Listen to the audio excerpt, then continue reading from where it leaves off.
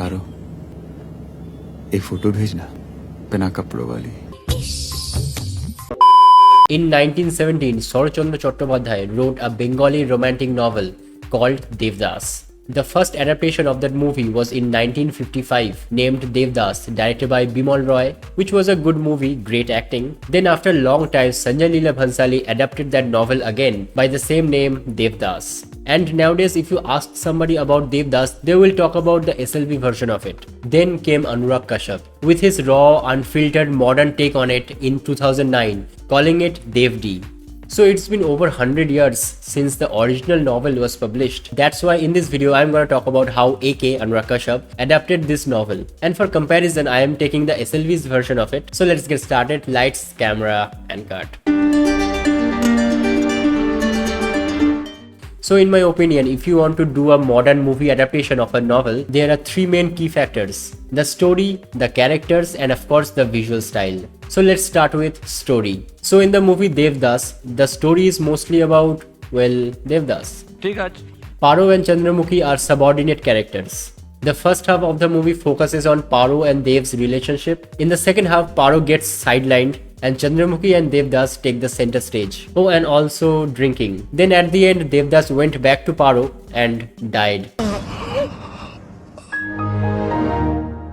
But in Dev.D, the first half of the movie progresses a bit differently. From sexting to cheating and verbal abuse, AK brings his signature style on the classic. We get a proper backstory of Chanda, which is very important because the entire second half of the story plays differently. And also the ending of the movie is rewritten completely. The story follows both Dev and Chanda, building a cohesive relationship which ends in a brighter note. In my opinion, this did justice to the character that this movie was building. But one thing that is constant: toxic masculinity. Now let's talk about the characters. Paro as a character evolves from being a simple naive girl to a bit complex one, not much of a character arc. In AK's version, she is already a dominant woman who has control over her own life, her only weakness being Dev. As the story progresses, she cut loose the love she has for Dev by getting over him and being a self-righteous woman. On other hand, Chanda got a well-deserved backstory so that we can understand her perspective better. The command she has on Chunni and Dev makes the story more dynamic because she has a clear impact on the story's outcome. She is not just roaming around saying, "Dev Babu, Dev Babu, Dev Babu." Chanda deeply understands Dev's pain and resonates with it. She wants to get a life with him on her own terms, unlike खुद से मिलना चाहता हूं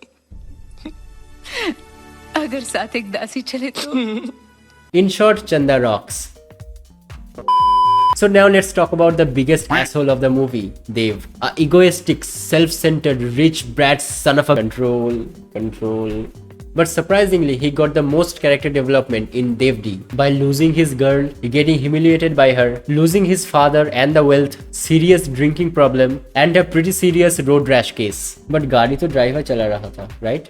Well, at the end, he got the right support system he was looking for, in a hope of two broken people can fulfill each other's void. So now finally, let's talk about the visual style. Visual style is very important when you are doing a modern day adaptation. Yes, both movies captured the time period accurately. SLB's larger than life set pieces, flawlessly choreographed songs, and her expressive style of acting teleports us to a different world. Whereas if you have seen any of AK's movies, you know what to expect. Raw and jarring story beats, songs that are submerged into characters' current status, and a wild camera. In Dev.D, places like the bar, Chanda's room, or even Dev's room are the reflection and the representation of the people living in it.